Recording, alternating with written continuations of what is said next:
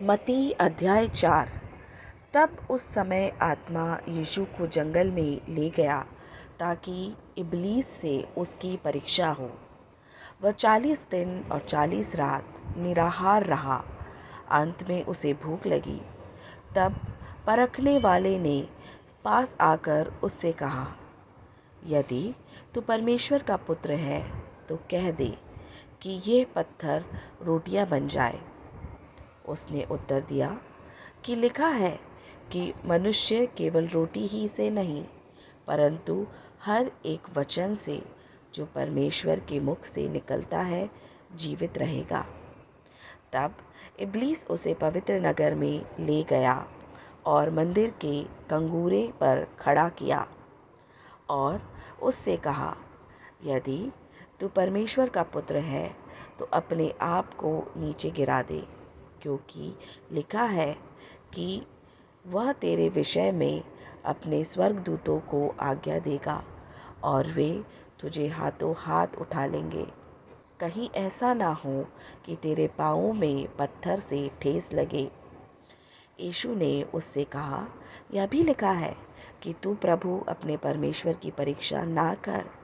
फिर शैतान उससे एक बड़े ऊंचे पहाड़ पर ले गया और सारे जगत के राज्य और उसका विभव दिखाकर उससे कहा कि यदि तू गिरकर मुझे प्रणाम करे तो मैं यह सब कुछ तुझे दे दूंगा। तब यीशु ने उससे कहा, हे शैतान, दूर हो जा, क्योंकि लिखा है कि तू प्रभु अपने परमेश्वर को प्रणाम कर और केवल उसी की उपासना कर। जब शैतान उसके पास से चला गया और देखो, स्वर्गदूत आकर उसकी सेवा करने लगे। जब उसने यह सुना कि यूहन्ना पकड़वा दिया गया तो वह गलील को चला गया और नासरत को छोड़कर कफरनहूम में जो झील के किनारे जबूलून और नप्ताली के देश में है जाकर रहने लगा, ताकि जो यशायाह भविष्यद्वक्ता के द्वारा कहा गया था वह पूरा हो कि जबूलून और नप्ताली के देश झील के मार्ग से यरदन के पार अन्य जातियों का गलील। जो लोग अंधकार में बैठे थे उन्होंने बड़ी ज्योति देखी, और जो मृत्यु के देश और छाया में बैठे थे उन पर ज्योति चमकी।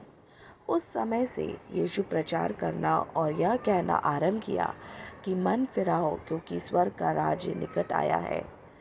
उसने गलील को झील के किनारे फिरते हुए दो भाइयों अर्थात शमौन को, जो पतरस कहलाता है, और उसके भाई अंद्रियास को झील में जाल डालते देखा, क्योंकि वे मछुए थे, और उनसे कहा, मेरे पीछे चले आओ तो मैं तुमको मनुष्यों के पकड़ने वाले बनाऊंगा।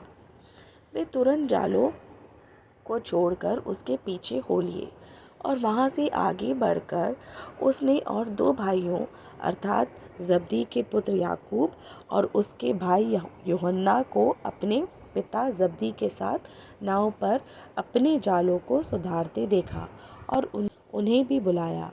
वे तुरंत नाव और अपने पिता को छोड़कर उसके पीछे हो लिए, और यीशु सारे गलील में फिरता हुआ उनकी सभाओं में उपदेश करता और राज्य का सुसमाचार प्रचार करता और लोगों की हर प्रकार की बीमारी और दुर्बलता को दूर करता रहा।